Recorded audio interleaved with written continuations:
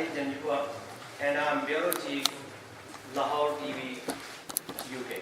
My question is from yourself, that after carefully listening this presentation, I get impression that government want to join India at the cost of staying in European Union.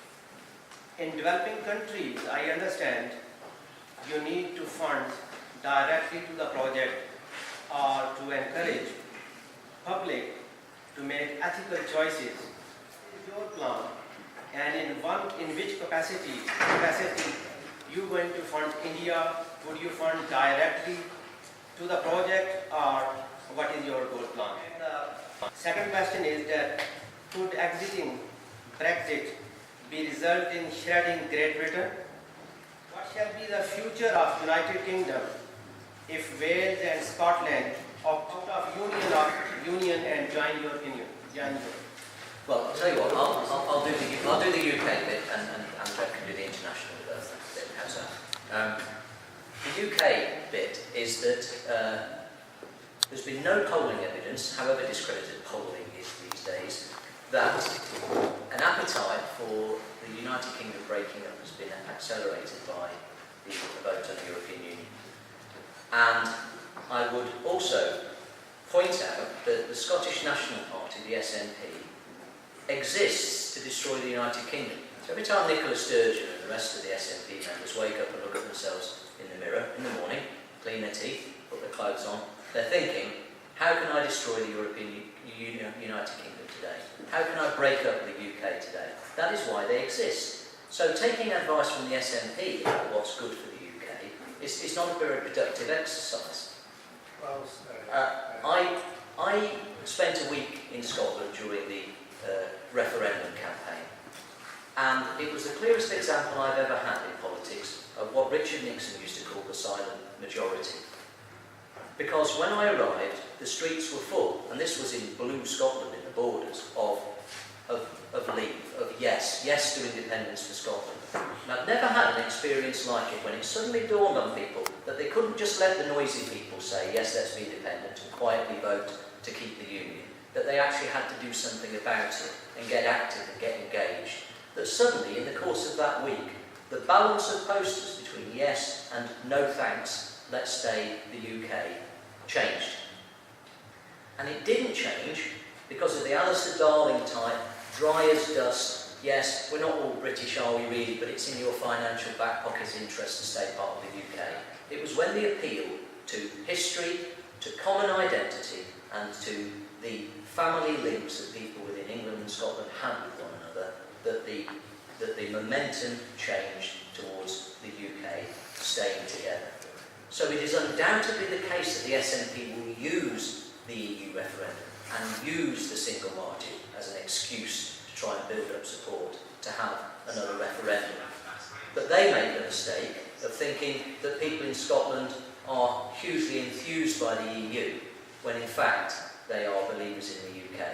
And I don't say that it will ever go 80-20 again or 90-10, but I do believe there is a built-in and enduring majority in Scotland for the continuance of the United Kingdom. I would like to ask a question.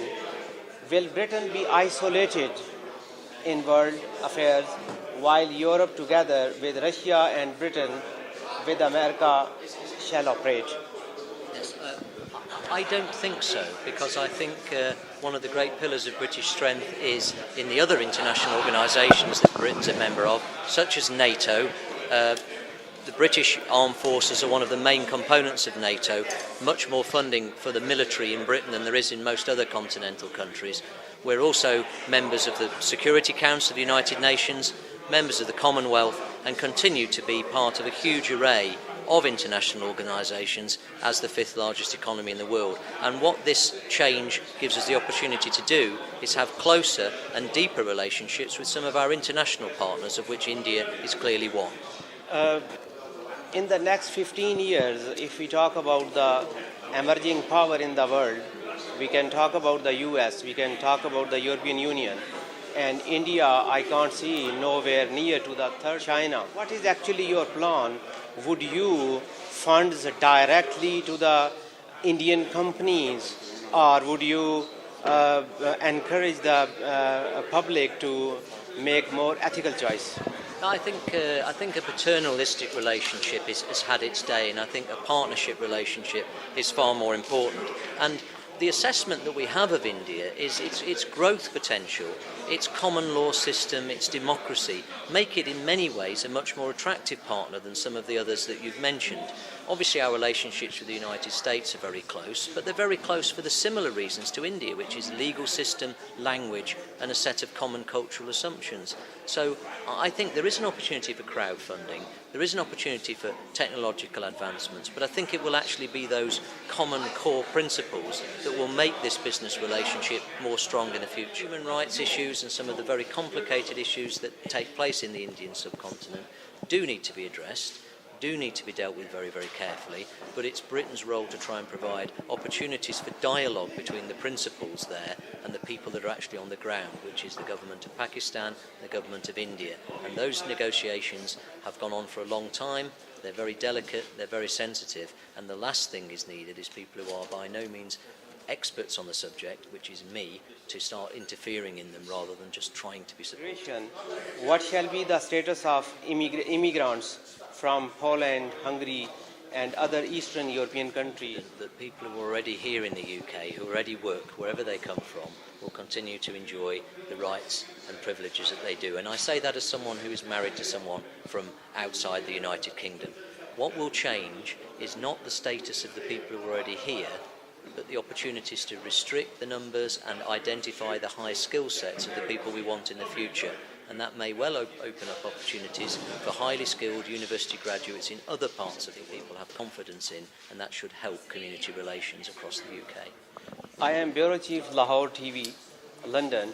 Would you like to give any message to the ethnic minorities through our channel? I'd like to simply say a message that we have a very intense political situation in the United Kingdom at the moment, but people remain mindful of the need to act with respect and react with cordiality to people.